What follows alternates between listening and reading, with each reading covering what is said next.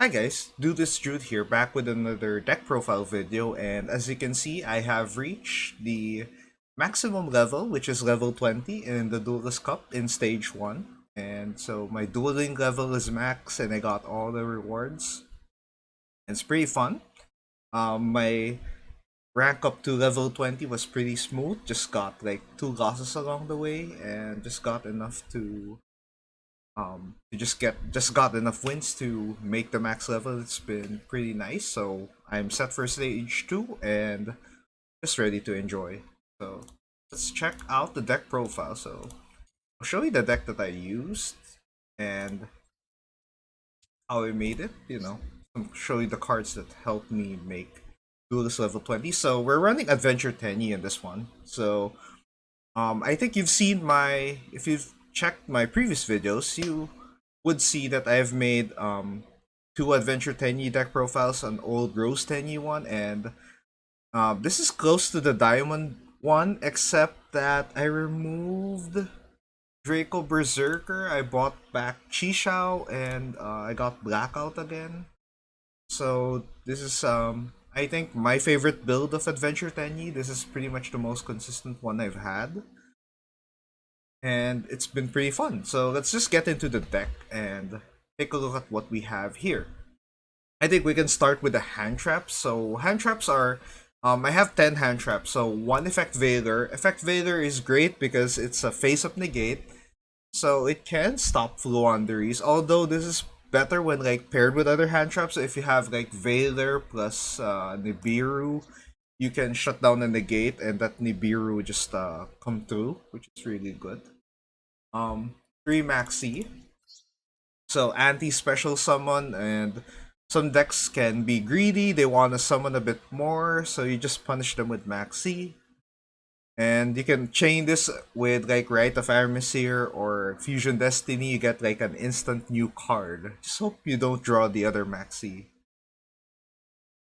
Next up, Ghost Ogre and Snow Rabbit. So this is a really good hand trap for this meta, because it shuts down Fateful Adventure, it shuts down the Fluandery's field spell, their map, which is really good, and it can shut down other stuff like the Sky Striker multi roll, which is a continuous spell that needs to be face up and active on field to resolve to work. So any face up card, and you can also break combos with this. So just as long as a monster or face up card activates its effect, you can send this from your hand or field to the graveyard. So it's also neat. If you have this on field, you can just send it.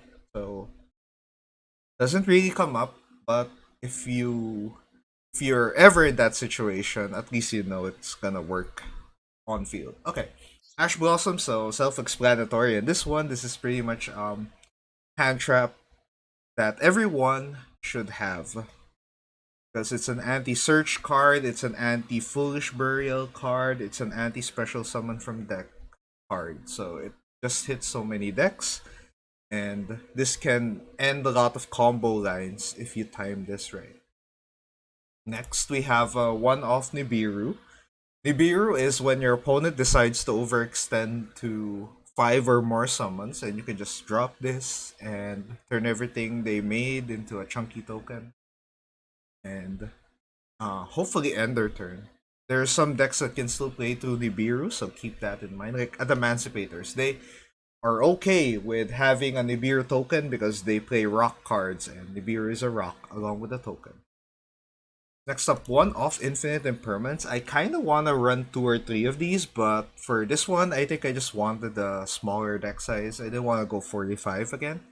So I just kept one Infinite Impermanence. Works like Veiler, but a bit better since you can use this on either turn. You can activate this from hand if you don't have any cards on field. And this cannot be hit by Called By, although it can be hit by Crossout. And also, the reason why I run 4 one-off hand traps is for Crossout Designator. So I can just banish them and negate the one I have on my deck if they're not on my hand. So that's one catch to that. Okay, next up, let's take a look at the tuners. So the tuners, I think I have like 16 here. So two Chi Wen for the Yangzing effect for Denglong effect and Yazi. So I just have extra level 1 tuners, which is really cool. And being a worm tuner means I can just summon Yangzings pretty easily. So very handy. You use this to go Baxia, you use this to go Chao Feng, and you get this off Denglong's graveyard effect, so it's really handy. Jet Synchron, this is the one you search for when you're gonna go in your Hulk Fibrax or Rorodon combo line most of the time. However, if this is the only normal summon you can really commit to the field, you can turn this into one card Hulky Fibrax with the help of Almirage, which is always hand. Always like this. Two Adhara. I used to run one, but I think having two Adhara just ups the number of tuners on this deck, which is fine. And sometimes I run out of tuners, and it's Adhara is always great because it's a free special summon. If you have two Tenyis on hand, you can um drop down one of the level 7s, turn it into Monk, and Adhara can special summon itself, so you're not using your normal summon. At the very least, so you could go into Hulky Fibrax, and if your opponent decides to disrupt that, you can at least send or normal summon another tuner to go into Auroradon. Always handy. And Adhara has the nice little graveyard effect when you banish it. You can retrieve one of the worm monsters you have on the banish zone, which can be a Vishuda or an Ashuna, which is always handy. Or bring back one of the Yangzing extra deck monsters. Very handy card. Like it. Two Mecha Phantom Beast Lion, because this is a Garnet that when you draw it, it turns your Auroradon into just a flying machine on the field and you can't really activate. So you want Auroradon's effect to activate as much as possible, so you need to make sure there's at least one Lion on your deck. So running two, there's always a chance that you can draw two of these, so that's always a risk. Next up, three Red Rose Dragon. This is your best normal summon in the deck because if you special summon a Griffin Rider, a level 7, or Vishuda Ashuna, any of these three monsters here, and plus this, you go into Barone, and you trigger Red Rose to summon Roxrose. Roxrose gets Basil. Basil revives Red Rose. Basil and Roxrose and Red Rose makes Huggy Fibrax. So this is your main combo starter. These two. Next up, we have Water Enchantress of the Temple. This is your search card for Rite of Aramesir, although this can work as an extra body if you already have Rite on your hand. So, great extra body, you can just special summon this just as long as you have an adventure token. Also, another great Hulky Fibrax body, or you can even use it for maybe Herald of Arclight, so always handy. Sword Soul Taya, kind of like a Garnet in this deck. Because you want this like more on the deck than on your hand. You rather want a tuner usually instead of Taya on your hand. So Taya is usually special summoned by the effect of Yazi. Although you can mill this, you can discard this on the graveyard and revive this using Baxia as well. Always a great card to have. You can Taya banishes a worm to summon a Sword Soul token. You can create a level 8 Synchro. You can create Borgold Savage, Chisao, or Baxia with this. Always handy. Vishuda is a great Tenyi to have always going second because its graveyard effect when there's a non-effect monster, it bounces a card. Always handy.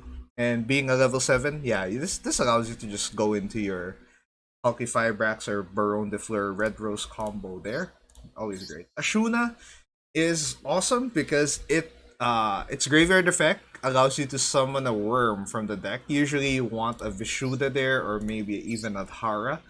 It locks you to worm summons after the effect, so just be careful. But since we have a lot of worms on the deck, on the extra deck, it's fine. It's fine to be locked to worms.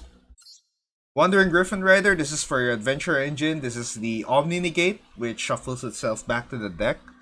You can search this again to negate it, or to have another negate, but usually that doesn't come up because you usually negate once, and most of the time your faithful is either gone or your token is gone. So yeah, but yeah, Griffin Rider, free level 7 body. You can, if there's no monster in your field, you can also special summon this card from your hand. And if you have this and Red Rose in your hand, you can go full combo even without having the adventure engine online, without needing it. Foolish Burial, part of the adventure engine, so this just usually wanna target Water Enchantress with Foolish Burial. So just that. Rite of Hermesir summons the adventure token, gets Faithful Adventure out. Draco back, equip this to a non-effect monster. I'm saying non-effect, not just adventure token, because you can equip this to Monk of the Tenyi, or the Aurora Dawn token, or any of the tokens that you can summon, not just adventure token. So when you do that, you can bounce a card. Always handy. One of the best back row removal cards in the deck. Since we're not running Harpies or Twin Twister or Lightning Storm in this build. Even though I really want to, but for consistency purposes, yeah. We're running all engine for this deck. Next 5 cards we have anti-hand trap deck, so Called by the Grave, just your quick effect solution to hand trap problems, so always handy. Shuts down stuff like Eldritch, Prank Kids maybe, even Sky Striker. Just as long as their main monster is in the graveyard, you can just banish and then you're able to negate them for 2 turns. It's really handy. It's really cool. 3 Crossout Designator, another anti-hand trap deck, so you can negate any card that your opponent has that you also have on your deck, just as long as you're willing to banish it, which is fine if you banish it. So you can hit any of the hand traps. If you're in a Adventure Tenyi mirror match, you can shut down a Tenyi Spirit. You can shut down a Griffin Rider. You can even shut down your opponent's adventure engine play. So always great to have. I always have this at 3 right now, so it's cool. Basil Roshoot allows you to special summon a Rose Dragon from your hand or graveyard. So this is a great extender card. So you get this off Rocks Roses effect. So Sword Soul Blackout is like my low-key favorite card in this deck. One of my favorite trap cards right now because it allows you to destroy 2 cards on your opponent's side of the field at the expense of 1 worm monster, which is fine. Fine cost to have because you can pop 2 back row, you can pop like a Prank Kids normal summon and their field spell and they can't really do anything to follow that up. You can blow up a Fluandery's field spell and maybe one of their normal summons, so always handy. And when you banish this, you can special summon a Sword Soul token, which is a tuner token, so you can go into synchro plays once more. 9 Pillars of the Yangzing, the best Omni Negate on this deck. You get this off the Denglong effect when you summon it. This is your out to Dark Ruler No More and Forbidden Droplet if they don't discard a trap card on their hand. So let's go with the extra deck. Extra deck is 1 Herald of the Arclight. Herald of the Arclight is a great Omni Negate with a Floodgate effect that any monster sent from the hand or main deck to the graveyard is banished instead. So people love targeting this first. So that means they waste the battle phase just to kill this off the field. So handy. So that keeps you safe for another turn or slows down their combo by a good amount. Next up, Denglong, First of the Yangzing. This is usually the first synchro that you summon because this allows you to get 9 pillars. This allows you to change its level to usually 7 when you send the Tenyi Spirit to the graveyard and go into Barone, plus with the help of the Aurodon token. And when it goes to the graveyard, you summon a Chiwen. So it does everything. It does a lot of things. It does like what feels like 3 to 4 things at once in a single turn. It's a nasty card. There's a reason why this card is like banned in TCG. So this is a really powerful synchro combo starter. So this is like an anchor of your deck. Yazi's purpose is to be popped by either Barone or you can use it going second. You pop Yazi itself and pop another card on your opponent's side of the field, and you special summon a worm monster. So usually you use you bring out Taya with this. Bakse is also great going second. synchro because when it's synchro summon, you can shuffle two cards on your opponent's side of the field, or both sides of the field, but usually you wanna spin two cards on your opponent's side of the field. So really handy, and Boxia can destroy a card on the field, revive one of the worms in your graveyard, and that allows you to extend into maybe Chao Feng or another level 8 sync. Really great card. Orgold Savage Dragon, I used to run this all the time in my Adventure Tenyi boards, but now I prefer Chi but Orgold Savage Dragon is always a great Omni Negate because it's a huge beat stick when you equip Auroradon to it. It's a 4K attack big monster, so really handy there.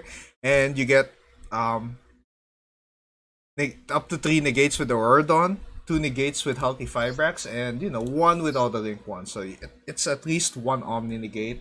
This can win games on its own in very simplified game state, so really handy.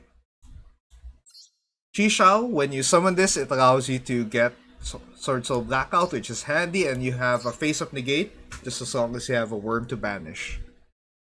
Chao Feng is your right lock on this deck because you're gonna use Boxia plus a level 1 tuner to make this, so Boxia is a light, so that means the attribute used for Chao Feng summon is the attribute that it will shut down.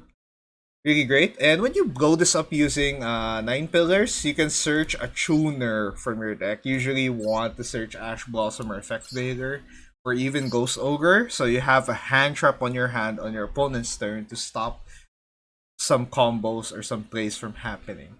Baron de Fleur is the best synchro here because it has a once once Omni